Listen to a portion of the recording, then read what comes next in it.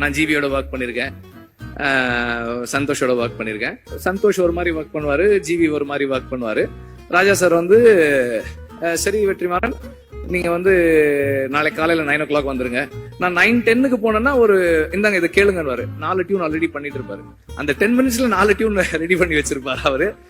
And is very punctual, which is little என்ன சொல்றது, எனக்கு அவ்வளவு கன்வீனியன்ட் கிடையாது, அது கொஞ்சம் இன்கன்வீனியன்டாக எனக்கு.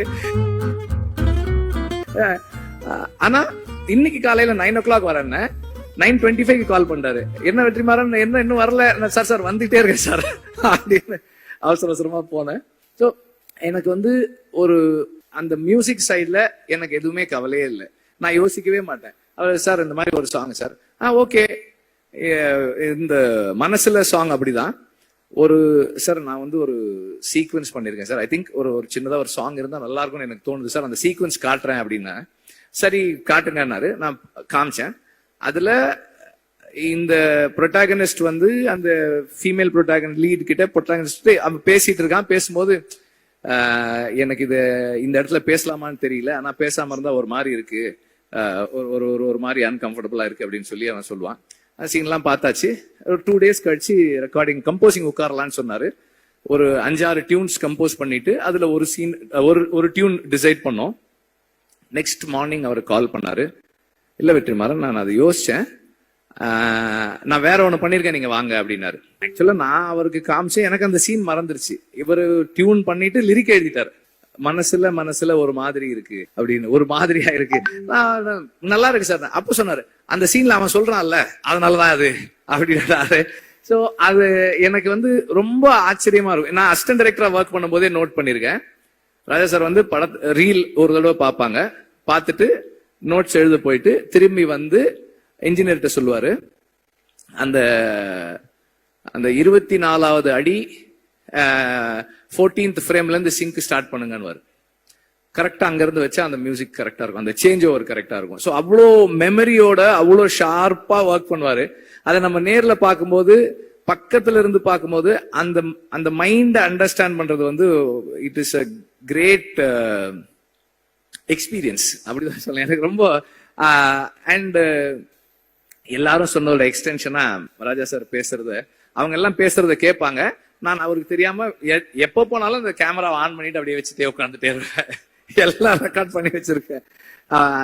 ராஜா சார் வந்து கீபோர்ட்ல அந்த ஹார்மோனியம்ல உட்கார்ந்து அந்த டியூன் எப்படி வருதுன்றதெல்லாம் இருக்கு, எடுத்து வச்சிருக்கேன் நானு. I really enjoy the privilege. I feel it's a privilege எனக்கு. அண்ட் அவர் வந்து எனக்கு நிறைய ஸ்பேஸ் கொடுக்குறாரு. இந்த சென்ஸ் பர்சனலா அவரோட இன்டராக்ட் பண்றதுக்கு, பேசுறதுக்கு, நமக்கு பிடிச்சதை சொல்றதுக்கு. அப்புறம் வந்து ராஜா சார் கிட்ட நான் பார்த்ததோட ஒரு விஷயம் என்னன்னா, நம்ம ஒரு சாங் பண்றோம், அந்த நேரம் நமக்கு அது கரெக்டா இருக்கு. அப்புறமா வந்து as we take long time to make the film, அந்த ப்ராசஸ்ல ஏதாவது மிஸ் ஆகும்போது, சார் இல்ல சார் எனக்கு வேற மாதிரி இருந்தா நல்லா, ஓகே அதை விட்டுரு, வேற பாட்டு பண்ணிக்கலாம். அவரோட ஒரே என்னன்னா, இந்த படம் இந்த டைரக்டர் அவங்க விஷன் என்ன, அதுக்கு நான் எப்படி கான்ட்ரிபியூட் பண்ண போறேன், what is my contribution to the film. அந்த personal like dislike ideology differences அதை பத்தி எல்லாம் அவர் கவலையே படுறது கிடையாது. I am here to do what you ask me to two.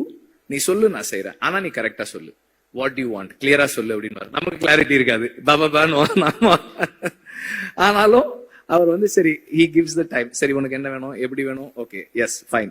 இப்படி இந்த ஜேர்னில ஒரு 15-20 டியூன் ராஜா சார் பண்ற டியூன் நான் கேட்டிருக்கேன். அவர் எவ்வளவு ஃபாஸ்டா பண்றாரு.